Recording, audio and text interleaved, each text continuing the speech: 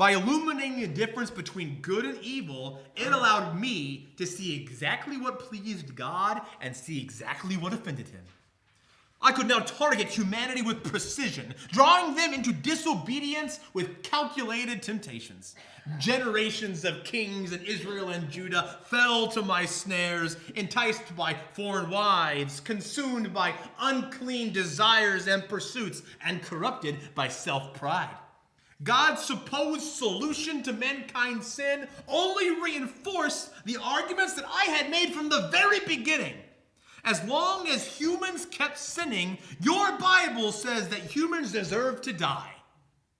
Time and time again, God looked down from heaven, searching for even one who understood, one who sought after him, and every time he found none. They had all turned aside, wandering the earth and clothed in filth. No one was righteous, named Zechariah. Some 1,000 years after the law was given, this minor prophet had a vision of one of the most mysterious figures in history, a being who had occasionally appeared to humans in the past.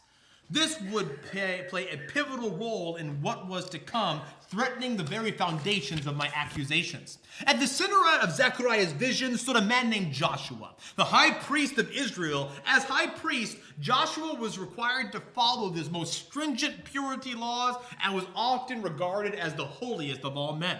Yet in this vision, he stood before God and this mysterious being clothed in filthy rags, a perfect representation of humanity's failures. I was there. I seized this opportunity. This is the greatest among them, I asserted. This is the greatest. Even the holiest of humankind is covered in filth and mud. What chance do they have in your presence? Why don't you destroy them already? I said in Zechariah 3:1 and 2. It was a flawless accusation. Flawless.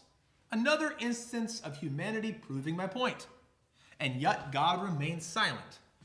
For now. I had heard enough. That insufferable being, the one standing before Joshua, turned and rebuked me outright.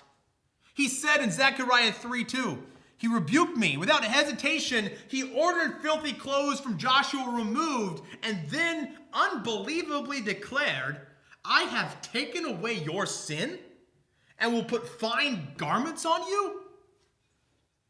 How could this be? Joshua had done nothing to deserve such a declaration. He was corrupt and stained, even more so than all. I see, thinking, if anything, he should be destroyed. But that was dismissed, and my accusation was destroyed.